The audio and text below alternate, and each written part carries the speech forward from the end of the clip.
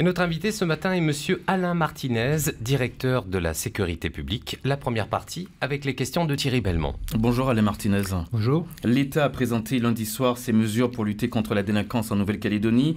C'est donc la police de sécurité du quotidien qui a vocation à enrayer le phénomène, du moins essayer. En zone police, ce sont les quartiers de Tindu, Montravel et Ducos qui vont tester cette PSQ. Pourquoi ce dispositif sera plus efficace que ce qui existe déjà ? Alors c'est vrai, votre question laisse sous-entendre qu'on a eu beaucoup de réformes dans la police. Alors celle-ci... C'est vous qui le dites là. C'est moi qui le dis. Et mon ancienneté me permet de le dire. C'est vrai que celle-ci est un peu différente dans la mesure où c'est d'abord un principe. Le principe, c'est de ne pas axer notre action uniquement sur les résultats et sur les statistiques, mais d'aller recueillir la demande de sécurité auprès de nos concitoyens pour avoir un diagnostic partagé et ainsi adapter notre action en fonction de ce que demandent nos citoyens. Ça peut être des délits, ça peut être aussi des incivilités, comme les tags, les casses de boîte aux lettres, etc. Donc ce que l'on veut, c'est recueillir le sentiment de nos concitoyens et adapter notre action en fonction de cela. Ça, c'est le principe et qui est adapté sur toute la circonscription de police et qui couvre la commune de Nouméa, soit à peu près 102 000 habitants. Alors, vous parliez de réforme tout à l'heure. Hein. Vous savez la polémique qui a lieu en ce moment en France, puisque cette PSQ également est mise en place dans certains quartiers métropolitains. Il y avait cette police de proximité en 2003, lancée par Lionel Jospin. Et on se dit, voilà, qu'est-ce qui change de cette police de proximité avec cette PSQ ? Alors, à mon avis, ce n'est pas du tout la même chose, mais ça reprend une partie de la police de proximité. La police de proximité voulait que l'on soit au contact de nos concitoyens, mais on a allé un petit peu trop loin, c'est-à-dire qu'on voyait des policiers, pour caricaturer le principe, on voyait des policiers jouer au foot avec des gamins du quartier, c'est quand même pas exactement la totalité de notre mission. C'est ce qu'avait dit Nicolas Sarkozy d'ailleurs. Hein. Il avait dit, vous n'êtes pas des travailleurs sociaux, organiser un match de rugby pour les jeunes du quartier, c'est bien, mais ce n'est pas la mission première de la police. Alors, c'est une des missions de la police, pas de jouer au foot, mais d'être au contact de nos concitoyens. Par contre, il ne faut pas perdre de vue que nous sommes avant tout des policiers, que nous devons interpeller, faire des procédures et présenter les délinquants à la justice. Donc la PSQ se veut un peu la synthèse des deux.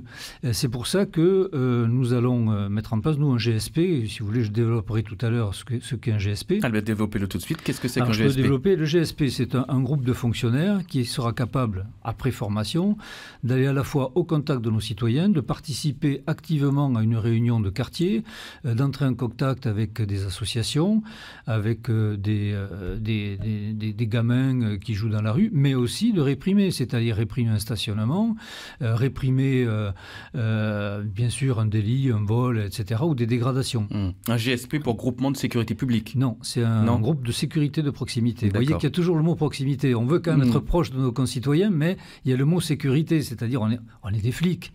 Donc il faut qu'on fasse un travail de flic. Mais un travail de flic peut être différent. Et c'est ce que veut l'actuel ministre de l'Intérieur. Pourquoi avoir choisi les quartiers de Tindu, de Montravel et de Ducos pour tester ce dispositif ? Alors en dehors du principe que j'ai évoqué, qui couvre toute la circonscription, c'est vrai qu'on veut cibler notre action, qui est quand même une action pilote, puisque nous sommes parmi les premiers à mettre ça en place à partir du 1er septembre. Donc il a fallu choisir un quartier. Alors, après, on ne l'a pas choisi comme ça au hasard, j'imagine. Non, pas du tout. On l'a choisi parce que ce quartier regroupe toutes nos difficultés. Enfin, nos difficultés ou le but de notre action. C'est-à-dire, on a le quartier de Ducos, qui est une zone industrielle, une vaste zone industrielle, qui quand même regroupe 35% des cambriolages dans les locaux industriels et commerciaux. Ça, c'est une première chose. Ensuite, nous avons des squats caractéristiques. Le squat Coca-Cola et surtout le squat de Koekara, qui est bien connu de tous les Nouméens, pour des trafics de stupes, d'alcool, etc. Et puis on a aussi des zones urbaines de quartier, comme la cité de Tindu ou la cité de Montravel, où ce sont des habitats sociaux, où il faut rétablir la sérénité dans ce quartier afin que l'immense majorité des habitants qui souhaitent vivre en paix puissent le faire. Ce sont des quartiers donc réputés sensibles, c'est pour ça que vous avez choisi, on peut le dire. C'est un quartier réputé sensible, il y en avait d'autres, mais celui-ci recouvre toutes les facettes de notre métier, c'est pour cela qu'on l'a choisi. 15 fonctionnaires de la police nationale sont attendus en renfort, dans ces quartiers? Alors, ça ce sont les 15 fonctionnaires qui vont être fidélisés dans le quartier, c'est-à-dire qu'ils ne vont pas travailler, sauf urgence bien entendu, dans les autres quartiers de Nouméa. Ils seront fidélisés sur le quartier de PLM Tendu-Montravel et ils vont constituer, ce que je disais tout à l'heure, le groupe de sécurité de proximité. Donc ils auront vocation à être sur la voie publique avec les diverses facettes du métier que j'ai évoquées tout à l'heure. La stratégie de lutte contre la délinquance qui a été présentée par l'État comporte 50 mesures. Il y aura une unité canine également. Dites-nous en plus, c'est quoi? Quel est l'objectif de cette unité canine? Alors d'abord, les 50 mesures couvrent toute la circonscription. Parmi ces 50 mesures, il va falloir qu'on choisisse les plus symboliques pour les adapter au quartier de reconquête républicaine évoqué précédemment. L'unité canine légère, c'est encore autre chose. Quand je suis arrivé ici, j'ai trouvé que c'était un petit peu, pas le chaînon manquant, mais enfin l'unité manquante.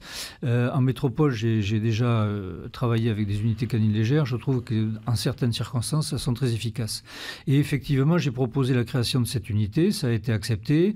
Nous allons recevoir 3 maîtres chiens déjà formés de métropole et nous allons envoyer 4 fonctionnaires locaux être formés, les 2 premiers en fin d'année 2018, les 2 autres début d'année 2019. Cette unité canine légère, elle a plusieurs missions. D'abord, c'est dissuader, la dissuasion c'est important, notamment elle va être de nuit, je précise, ça va être une unité nocturne. Donc elle va dissuader les fêtards et les trublions que l'on retrouve sur les différentes baies. Elle va permettre d'intervenir en toute sécurité sur les bagarres, etc., à la sortie de boîte de nuit. Mais c'est aussi un appui très important pour la brigade anticriminalité, puisque le chien est capable d'aller chercher un fuyard en toute sécurité, puisque vous savez, à 99 fois sur 100, le chien travaille muselé.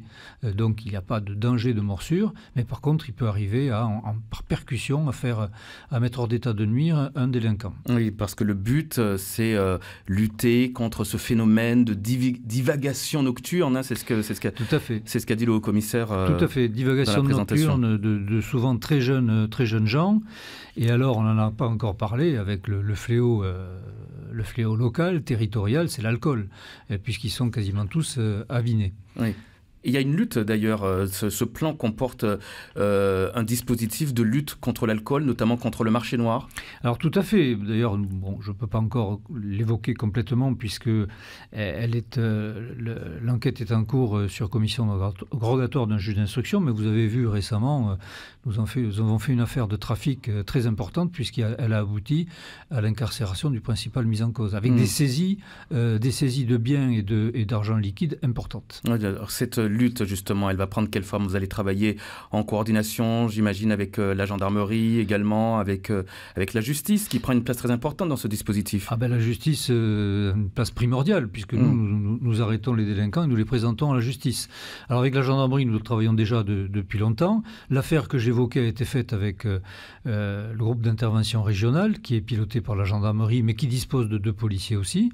Donc c'est vrai que, de toute façon, la sécurité, c'est l'affaire de tous. On parle désormais de coproduction de sécurité. Vous avez évoqué la gendarmerie, j'évoquerai aussi la police municipale qui nous aide beaucoup, surtout en termes de prévention sur la voie publique. Est-ce que justement la police municipale, est-ce que cette mission de proximité, est-ce qu'elle n'est pas déjà assurée par cette police municipale? Alors, elle est assurée par la police municipale, oui, mais la police municipale n'a pas toutes les facettes du métier de policier. La police municipale ne fait pas d'enquête, elle n'a pas d'officier de police judiciaire. Alors que nous allons avoir dans les quartiers des officiers de police judiciaire qui seront capables de faire des procédures, de constater des infractions, d'interpeller, de mettre en garde à vue, de faire des perquisitions, toute une facette du métier que ne fait pas la police municipale. Le contact avec les délinquants à la Martinaise, c'est de plus en plus compliqué sur le terrain? Vous savez, je vous disais, moi j'ai 38 ans d'ancienneté, ça a toujours été compliqué. Le délinquant, il ne se laisse pas arrêter. Alors ici, c'est particulier parce que, je l'évoquais tout à l'heure, c'est souvent sous fond d'alcool. Les délinquants n'ont pas tout à fait leur libre arbitre et c'est plus compliqué de les interpeller. Mais vous savez que nous travaillons beaucoup sur la lutte contre l'alcoolisation sur la voie publique à travers nos fameuses ivresses publiques et manifestes et les dégrisements que nous faisons tout au long de l'année. On continue à en parler avec vous, Alain Martinez, directeur de la sécurité publique. On se retrouve à 7h06. D'aller plus loin, Alain Martinez, on va tenter d'expliquer cette PSQ, cette police de sécurité du quotidien. Elle concerne qui, cette PSQ ? D'abord, elle concerne tous les habitants de Nouméa, hein, comme je vous le disais tout à l'heure, puisque sur le principe, les principes sont appliqués partout.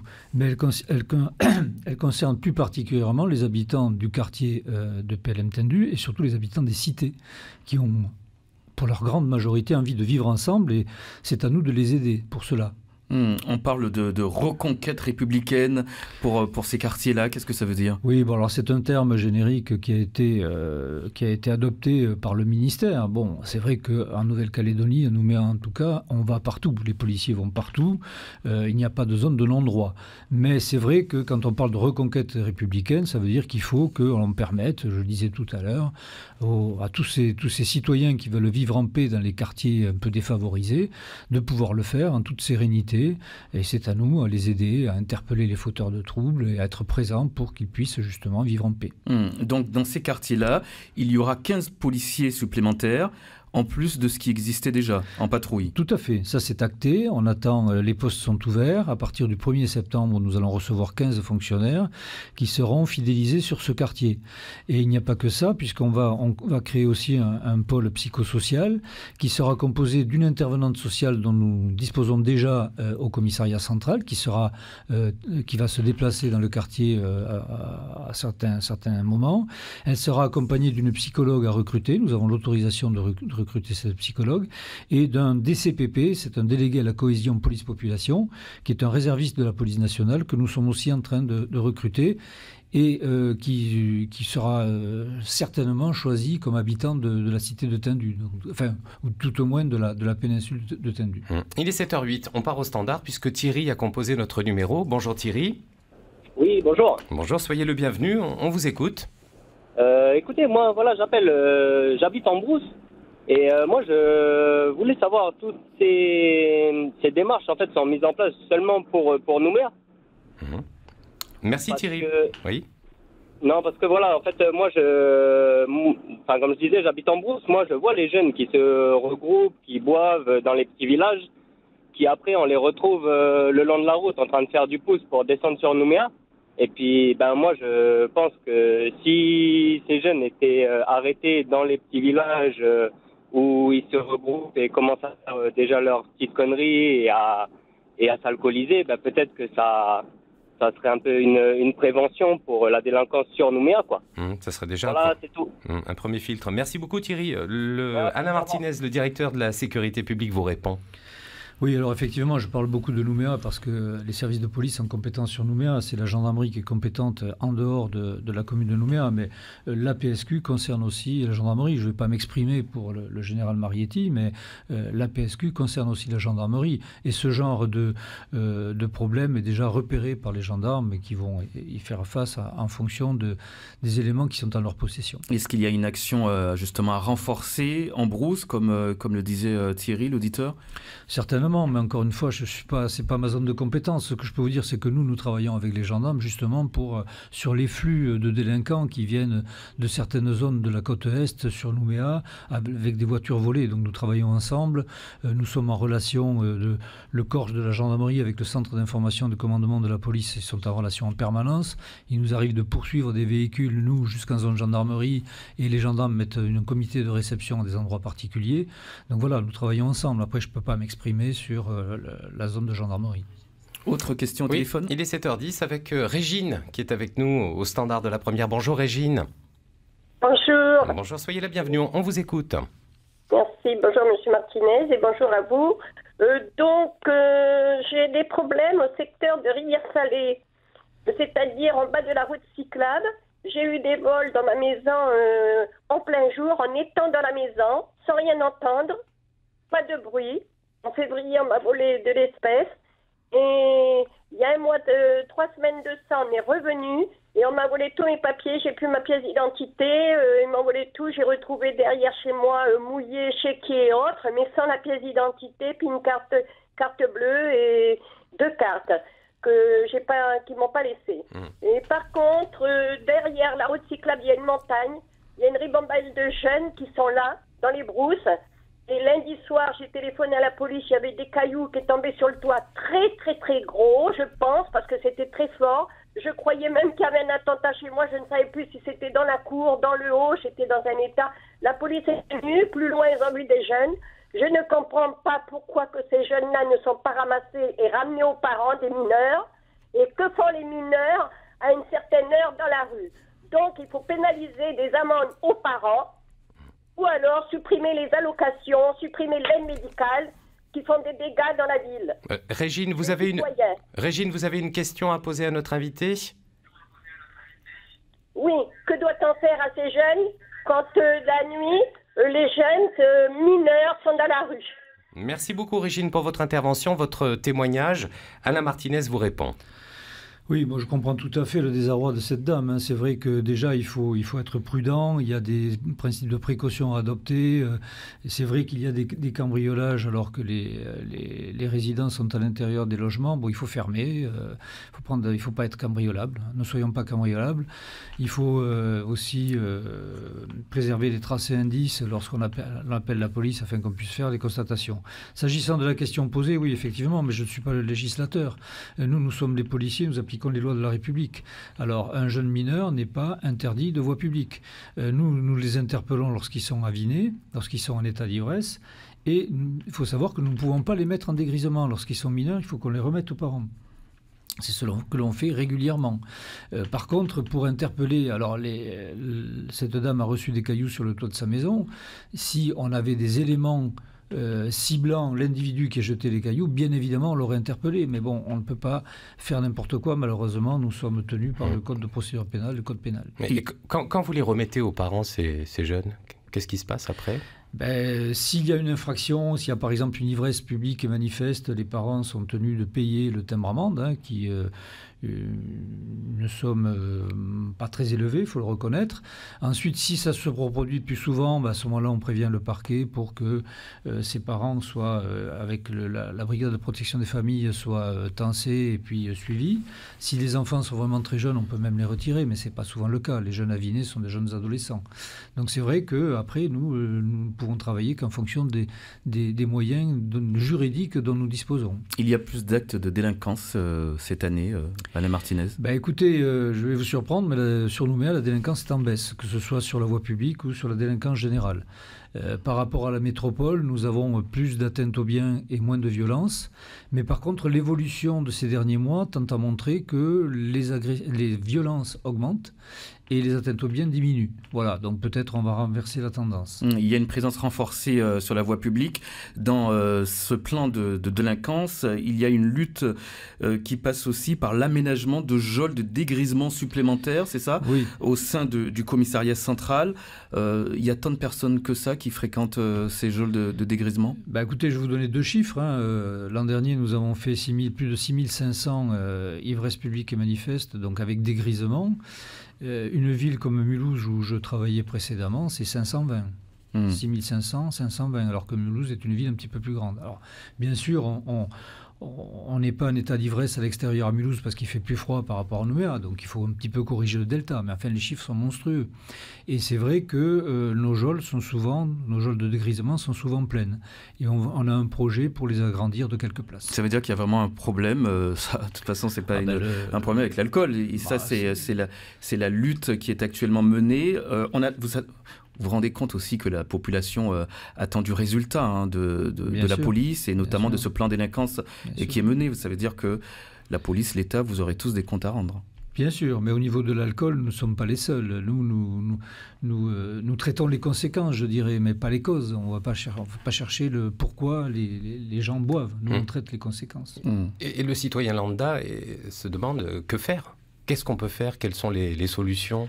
Il faut attaquer au niveau de la famille, au niveau des très jeunes. Mais c'est vrai qu'un jeune enfant qui a comme exemple le père et la mère qui boivent, souvent le père qui tape sur sa mère, c'est vrai que ce jeune-là, il n'a pas un exemple très positif. Mais je pense que c'est là qu'il faut attaquer le phénomène. Je vous disais tout à l'heure que le contact avec le délinquant paraît de plus en plus compliqué pour les policiers. Certains policiers disent que sur le terrain, la situation est vraiment difficile. Les petits délinquants ne respectent plus l'autorité. Comment rétablir cette autorité aujourd'hui?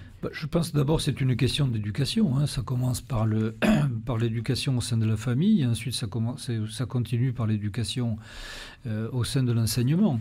C'est vrai qu'on a de plus en plus, mais c'est pareil en métropole, c'est un phénomène, les gens respectent de moins en moins le policier. Bon, c'est à nous à intervenir dans le respect des droits et du code de déontologie, à être irréprochable, et puis de faire notre travail. Bon, après, il y a des infractions, il y a des infractions d'outrage, de rébellion, tout ça c'est poursuivi, le parquet poursuit, bon voilà. Mais le travail de policier n'est pas un travail facile, ça j'en conviens. D'ailleurs j'en profite d'être à l'antenne pour remercier tous mes collègues qui font un travail remarquable sur Nouméa. La PSQ, pour terminer, a été présentée par le président de la République l'année dernière en métropole. La Nouvelle-Calédonie est le seul territoire d'outre-mer à avoir été sélectionné pour bénéficier de ce dispositif. Le référendum a été un élément qui a motivé cette décision. Oui, c'est possible, c'est un élément parmi d'autres. Mais pour l'instant, le référendum, nous n'avons pas des voyants au rouge qui sont particulièrement inquiétants. Mais nous surveillons la situation, bien entendu. Et peut-être que ça a influé sur le choix de Nouméa dans ce dispositif qui sera étendu quand même. Nous, on fait partie de la première vague. Il y en aura d'autres. Alain Martinez, directeur de la sécurité publique en Nouvelle-Calédonie. Merci d'être venu ce matin. Merci, monsieur. Merci à vous. Il est